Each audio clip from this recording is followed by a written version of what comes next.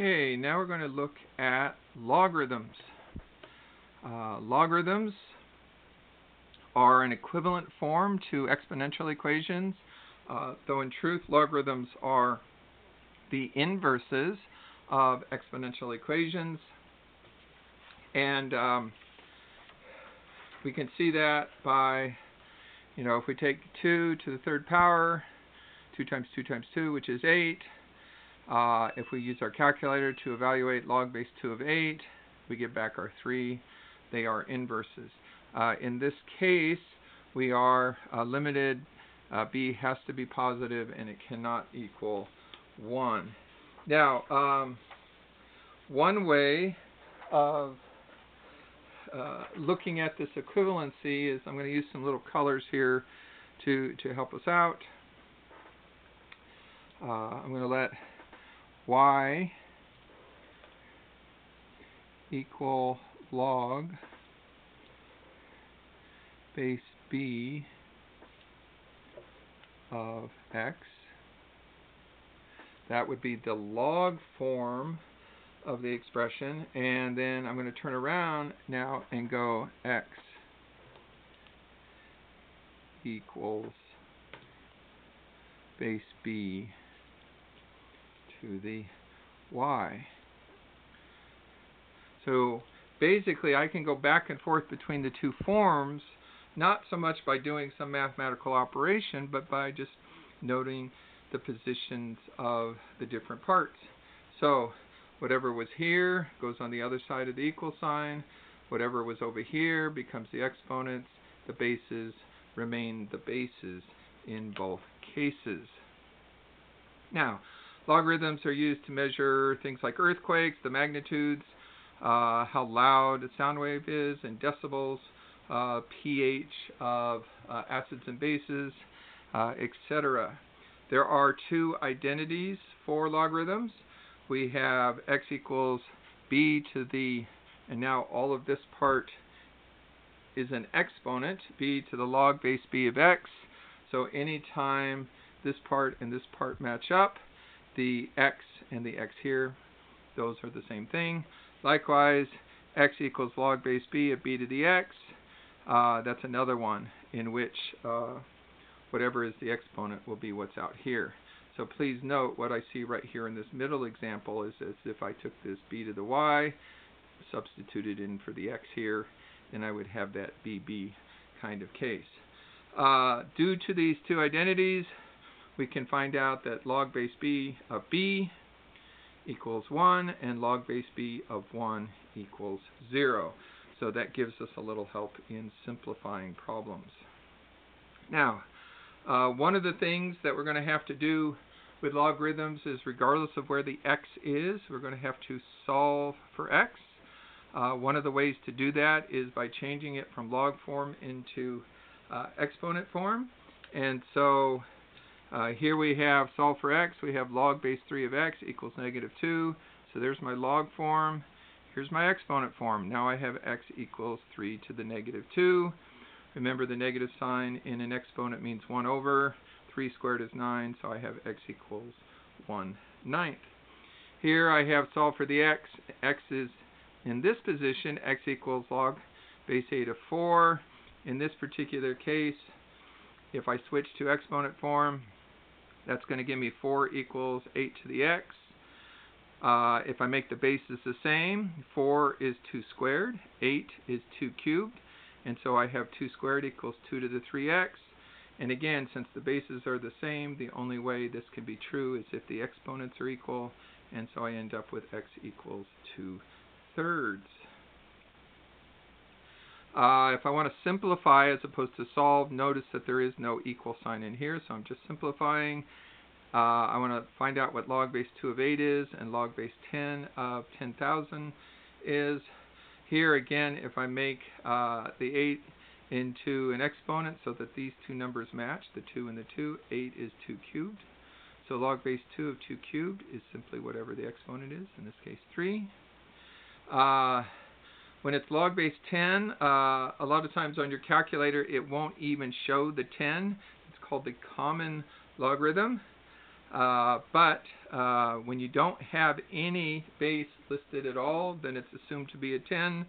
So for example, here on my calculator, this log is the natural logarithm. It's base 10, and note that just above it on the key is 10 to the x, which would be its inverse. And so in this case here, log base 10 of 10,000. If we write the 10,000 in exponent form, 10 to the fourth. So we have log base 10 of 10 to the fourth, 10 and 10. And so our answer is 4. Now, we're going to simplify these two here, log base 2 of 2 and log base 2 of 1. So first off, we've got it in log form. I switch it around to exponent form. The only way that 2 can equal 2 to the x is if x is 1. And so it's from this example that we get this identity, log base b of b equals 1. Likewise, if we have x equals log base 2 of 1, and then change it into exponent form, that means 1 equals 2 to the x. Well, the only way to get 2 to the x to be a 1 is if x is 0. And so that gives you an example of that identity. Alright, there are some properties of logarithms. We have the product rule, or sometimes called the sum rule, where the product of two values can be rewritten as the sum of two separate logs. On the other hand, the division of two values can be written as the subtraction of two logs. And then we have the power rule, which says that if we have an exponent, we can bring that exponent outside and write it in this form. For example, let's imagine that that's x squared. So over here we had x times x. Then this could be written as log base b of x plus log base b of another x, which mean there were two of them. And so what had been an x squared became a 2 log base b of x. And so that's an example of doing the power rule. So before we move on, here are a couple more examples. First, let's do an expansion. We have log base 5 of 3xy over z. Again, anytime we have multiplication, that can become an add. Anytime we have division, that becomes a just subtract. So first the subtract for the divide by z, and then the adds for the 3x and y. And so we have expanded this into 4 separate logs. The base stays the same, so they're all log base 5, but now we have 4 simple logs instead of the log of a little bit more complicated expression. And of course we can go in the opposite direction. Here we have 2 times log base 3 of a plus 3 times log base 3 of b. Subtract 1/2 log base 3 of c. We want to write it as a single logarithm, so instead of expanding it, we want to contract it. First off, we're going to take the 2 and the 3 and the 1/2 and turn them into the exponents. So we're using our exponent rule in reverse direction. In other words, if it looks like this, then we can move that into the exponent position. So the 2 gave us an a squared, the 3 gave us a b cubed, and the 1/2 gives us a c to the 1/2. Little typo here, so please don't worry about that part. And now that I have it in this form, again, where I have add, I can multiply, so there becomes a squared and b cubed. And then where I have the subtract, it's divide, so divide by the c to the 1/2. And then remember that c to the 1/2 is the same as square root. 1/2 is the exponent for square roots. 1/3 is the exponent for cube roots. So, some examples. Now, before beginning these, I know it's at the top of the page, but I want to rewrite it. So I'm going to write y equals log base b of x and x equals b to the y. So when we're going back and forth between either the logarithmic form or the exponential form, what we want to look at are just the patterns between these two things. So first off, in problem 1 here, the b is 4. That's the base. The y is the -2. And the x is the 1/16. So all I've done is take a look at this and then where the different pieces are up here in the general form. Well, now that I have b, y, and x labeled out, now you don't actually have to write these out. I'm just doing it to help you see where things are. Then I know that -2 has to equal log base 4 of 1/16. And so, again, I have the form y equals log base b of x, the log form. So exponent form, log form. Alright, over here, the base is 3, the exponent y is 4, and x on the other side of the equal sign is 81. So here 4 has to be log base 3 of 81. Again, y equals log base b of x. So you can see where things fit. Alright, 2 problems where we went from exponent form to log form. Now let's go in the opposite direction. Let's go from log to exponent. So here the base is 7, x is 49, and y is 2. So 49 equals 7 squared. Now I've written the equivalent form in terms of exponents, and of course you know that 49 equals 7 squared, and again this is in the form of x equals b to the y. Over here, b equals 10. The x position is where we have the x plus 2. I know that might be a little bit confusing, but that's the position of our x. And then our y is 5. So here we have x plus 2 equals 10 to the 5th. And of course we could go solve for x if we wanted to. And again, the general form, x equals b to the y. So, just using some of the properties of logarithms.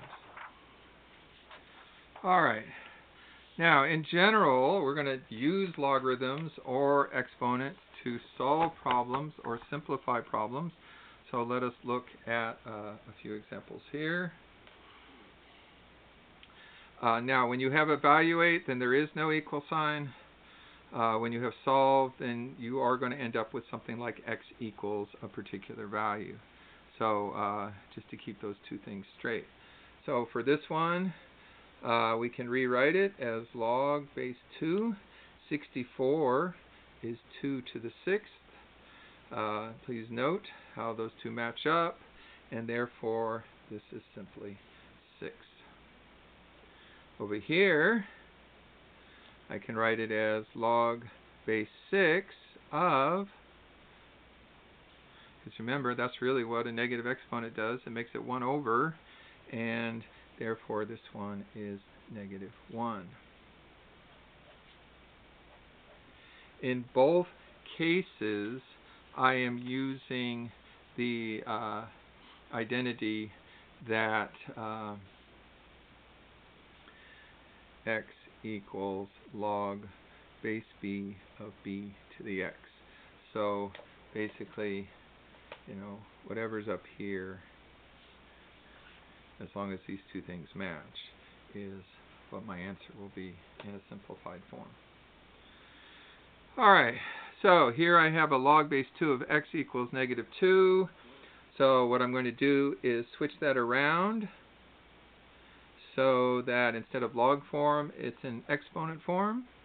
In exponent form, it becomes 2 to the -2, and therefore x is 1/4. Please note, there's the base, There's the base. They will always match. And then the other two have switched positions. So the x was here. Now it's there. And the y part became the exponent. Likewise, on this problem here, that's what it looks like in log form.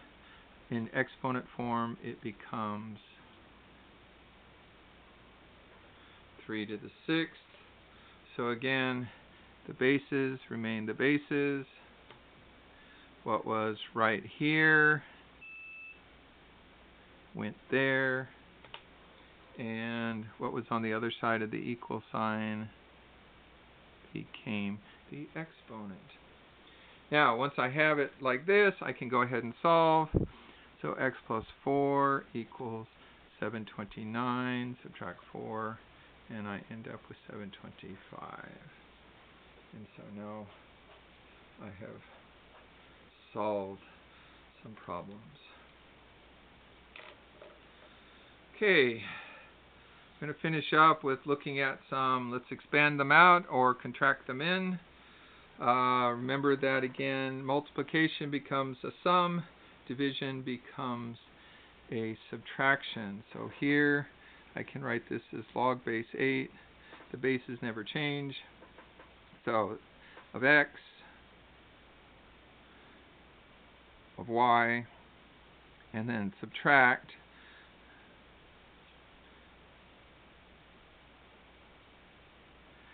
Now, you might say, well, why did you put that one inside parentheses? Well, note that this is a multiplication, 25 times z.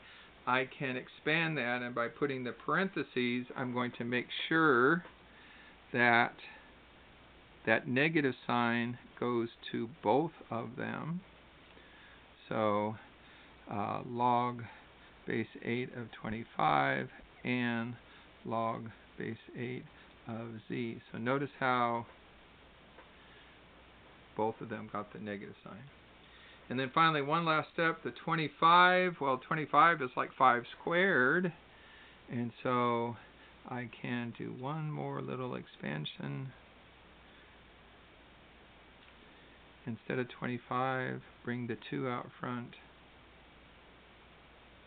from the 5 squared. And then I still have my log base 8 of z.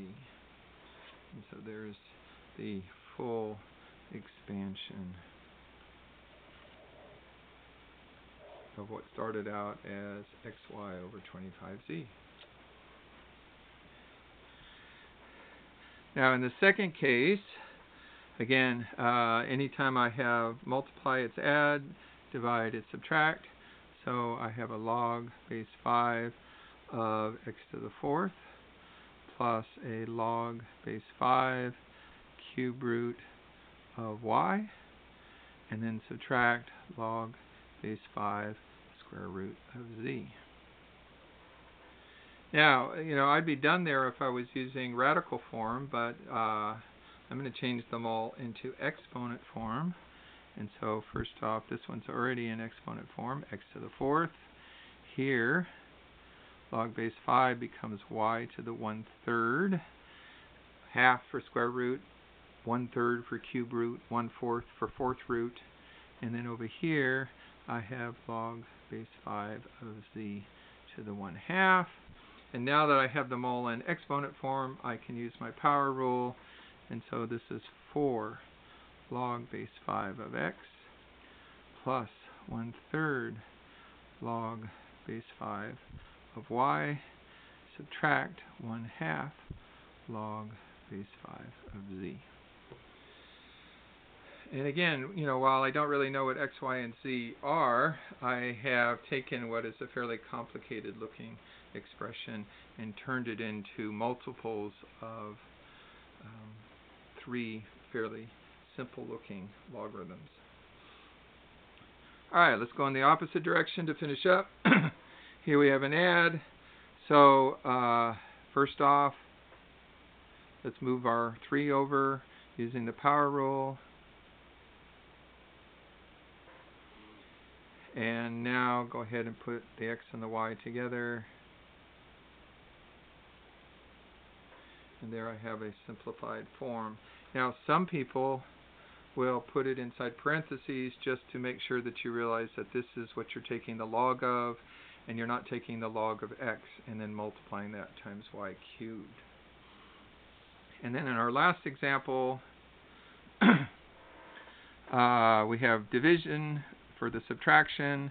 So this is going to be log base 7 of x squared plus 5x subtract 24 all over x plus 8. However, it turns out that the numerator can be factored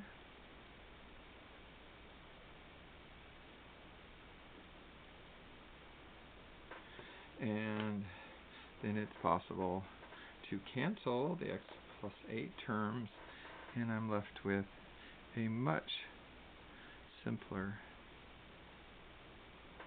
expression than I had started out with. And so, a quick look at logarithmic functions.